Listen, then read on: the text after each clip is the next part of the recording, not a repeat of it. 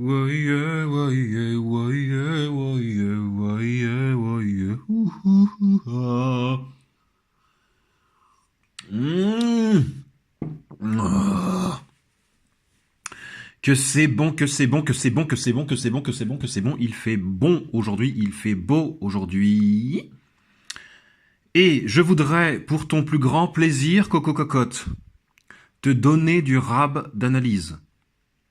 Pas du rab de frites, le vendredi à la cantoche. Hein. On a tous connu ce moment béni au collège, le rab de frites, le vendredi à la cantoche. Mais du rab d'analyse. Peaky Blinders me rend dingue. Dingue. J'ai mangé les 4 saisons disponibles. Ça y est. Enfin fini. Je compte les jours avant la 5e. J'ai le sentiment d'avoir été médusé sur place.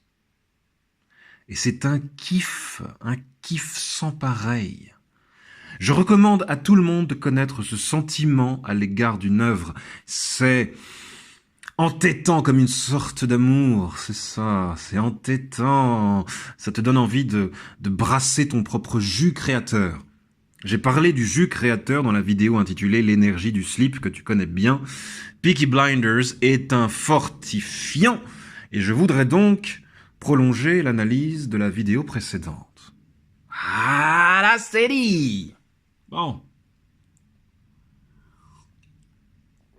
Si tu devines ce que je bois si bruyamment, tu auras droit à une surprise. Peaky Blinders, où la trajectoire ascensionnelle et accidentée, très accidentée même, de la famille Shelby, une famille de délinquants dans l'Angleterre impériale des années 20. Le chef de cette famille répond au nom de Thomas Shelby, le cadet par ordre des naissances, mais de très loin, le plus à même de commander et de hisser les siens à l'échelon ultime du crime organisé, c'est-à-dire l'échelon du gouvernement impérial. L'échelon où Churchill est perché. Thomas Shelby, spoiler, attention, bouge tes oreilles. Ou pas. Thomas Shelby interagit avec Churchill. Eh oui, parce qu'il faut bien. Il se rend nécessaire auprès des aristocrates qui, par nature, le méprisent. Le mec est tellement bon, il est tellement maître de lui et clairvoyant, qu'il en vient à se rendre nécessaire à Churchill d'un côté et à Al Capone de l'autre. Tu situes le grand écart? Pas si grand finalement. Cette position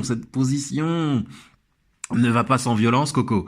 Sans crime organisé, sans pétarade et coups de rasoir dans l'œil. Autrement dit, c'est pas drôle. Je me brûle la langue. J'adore Thomas Shelby. J'adore. Tommy pour les intimes. Hein. Il est l'incarnation de l'efficacité. De ce qu'on appelle le don de seconde vue. Il a presque toujours un coup d'avance sur tout le monde. Sur les Russes blancs, sur les mafieux italiens, sur les coppers, les flics de Birmingham et de Londres. C'est un joueur d'échecs. Il a les yeux ouverts et les narines ouvertes. J'en ai déjà parlé. C'est un joueur d'échecs. Son frère aîné est l'inverse du joueur d'échecs. Et pourtant je l'adore aussi. Oh, je l'adore, Arthur Shelby. T'entends la moto qui passe? Qu'est-ce qu'elle nous dit? Ben qu'elle adore aussi Arthur Shelby, tu m'étonnes. Casseroleman. L'homme aux 1000 casseroles, aux 1000 fêlures. Oh là là, le Arthur Shelby. Il rencontre Linda parce qu'à un moment donné, il faut bien rencontrer Linda, une folle de Dieu, mais qui est surtout folle de lui, qui s'arme de la plus grande des persévérances, faut le dire, pour arracher Arthur à ses démons. Le mec n'a connu que la fumée de Birmingham. Les coups de feu et les coups de rasoir dans l'œil, sans parents, sans amour, sans guide. C'est un animal blessé. C'est un animal blessé qui ne jure que par le whisky, la dope et les putes.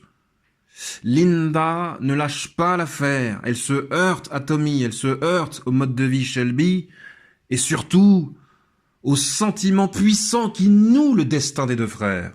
Ces deux-là ne peuvent pas se quitter, malgré la souffrance, malgré les casseroles, malgré la rancœur. Je veux dire, Arthur est l'aîné, et son frère lui a toujours volé la vedette. Hein? Tout le monde n'a Dieu que pour Tommy. Tommy est la clé de voûte de sa famille. Sans lui, c'est l'hécatombe. Et Arthur le sait. Arthur, il est ouvertement dépressif. Hein, et le comédien Paul Anderson, rendons-lui hommage, fait un travail remarquable de sensibilité. Un animal blessé, il a du chien, bordel. Et Linda ne lâche rien. Elle lâchera rien. Elle lui a fait un môme. Elle veut planter des patates en Californie. Elle ne lâchera rien, je te dis. Les femmes de la série, parlons des femmes de la série. Y a pas mal de choses à en dire. Attends, je bois un petit coup. T'as deviné ce que je buvais ou pas? Tends l'oreille. Y a quelque chose qui danse sur mes papilles, là. Tu sens ce que c'est ou pas? On verra ça plus tard, Coco. Bon, les femmes de la série, les femmes de Peaky Blinders. Les femmes de la série sont des bombes au départ, des Amazones au pays de la caquette, quoi. Une espionne, une femme d'affaires, une révolutionnaire. Elle ne s'en laisse pas compter. Et puis, c'est sans doute une des rares faiblesses de la série, hein, mais pas des moindres. À compter du moment où les sentiments s'épaississent, les femmes s'affaiblissent. Grace, par exemple, l'espionne, tombe amoureuse de Thomas Shelby, alors elle abandonne son métier d'espionne. Elle pond un œuf, comme dirait Jacques Brel, elle pond un œuf. Et c'est fini. Tante Polly, la femme d'affaires, Tante Polly, le poumon de la famille Shelby, renoue avec son fils disparu, tu sais, Michael, et devient, dès lors, de plus en plus émotive et de moins en moins percutante. Ada, la sœur des Peaky Blinders, Ada, la révolutionnaire bolchevique, Ada perd son mari et dès lors cultive une forme d'aigreur à l'encontre de son frère Thomas d'abord et à l'encontre de tout.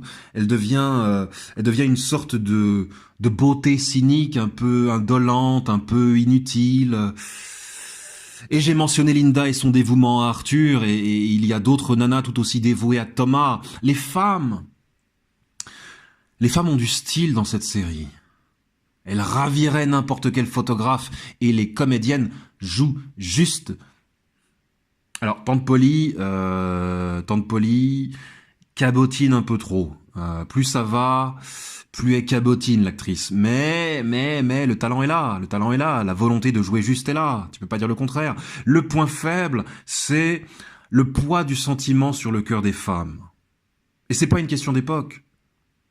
Le sentiment gêne la progression de la femme, embarrasse son destin. Le sentiment fragilise la femme dans pas mal d'œuvres,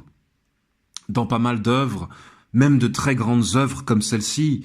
On a du mal à envisager les personnages féminins sans leur montée d'hormones, quoi. C'est pas forcément du machisme. Ne t'énerve pas, c'est pas forcément du machisme, c'est, je dirais, de la méconnaissance, au moins de la part des écrivains hommes. Moi le premier, peut-être, je ne sais pas. Le destin de la femme est le destin de la femme est en partie obscurci. Voilà, il est en partie obscurci. On veut voir ce qu'on aime voir. En gros, on veut voir ce qu'on aime voir chez la femme. Ça mérite réflexion, bien sûr, Coco, on va en discuter. Y a pas de problème. Tommy a serré la main du diable. Il est capable de vendre les membres de sa famille aux flics, de les faire enfermer, si la situation l'exige, selon lui. Il est capable de se vendre au gouvernement britannique, de trahir les idéaux révolutionnaires, de trahir les aspirations du peuple auquel il appartient. C'est Judas avec une coiffure de skinhead et des yeux de bébé. Un mystère ambulant que ce Tommy Shelby. D'ailleurs, la force de son regard et de son attitude stoïque tient à ce qu'il ne cherche pas à intimider son adversaire. mais à le sonder. Tu vois, il n'impose pas ses émotions, il est trop occupé à sonder les tiennes. Ça, c'est sa force. Cillian Murphy. Cillian Murphy détient indéniablement la palme du séducteur insaisissable. La palme d'argent, faut pas déconner, hein. Je vais pas me laisser rattraper comme ça. Ah là là, vivement la saison 5. Hein. Je crois qu'elle arrive sur les ondes, sur les canaux, à l'automne prochain, la saison 5. Luca Changretta est mort. Spoiler, mais on s'en fout. Adrian Brody a fait une proposition avec son cure-dent dans la bouche. Tu sais, il mâche le cure-dent dans la bouche, Adrian Brody. Il a fait une proposition à Cillian Murphy qu'il a pu refuser. Ma che cosa, Adrian Brody. Je te taquine, Adrian. Je te taquine. Tu es touchant. Même dans une composition un brin forcé. Juste un brin forcé. Après, c'est pas facile de renouveler le mafieux italien à l'écran. C'est pas facile. Te moque pas, c'est pas facile. Tom Hardy. Alors, Tom Hardy, lui, il est toujours aussi foudingue. Il est foudingue. T'es d'accord? Un véritable artisan du jeu d'acteur. Avec sa grosse beubare d'ours. Tom Hardy, quoi. Et le bonus, c'est qui? C'est Littlefinger, bien sûr. Littlefinger de Game of Thrones. Dans le rôle du mafieux champêtre. Oh, il est bon. Winter is not coming. L'hiver ne vient pas. L'hiver. Qu'est-ce que je raconte, moi? Qu'est-ce que je raconte? Je te promets qu'il n'y a pas de whisky dans ma tasse. Je viens de te donner un indice. J'ai une tasse dans la main. Grosse goulée. Winter is not coming. L'hiver ne vient pas. Mais oui, l'hiver ne vient pas sur la créativité des anglo-saxons. Walking Dead. Prenons-en de la graine, amis gaulois. Prenons-en de la graine. L'hiver ne vient pas sur la créativité des anglo-saxons. Mais je le répète, la promesse de l'aube, avec Pierre Ninet et Charlotte Gainsbourg, est formidable. L'espoir fait vivre. Cocorico. Allez, je vais te dire ce que je suis en train de boire, ok? T'es prêt? À 3, je te le dis. 1, 2, 3. T'as pas entendu, je parie. Tu fais pas d'effort.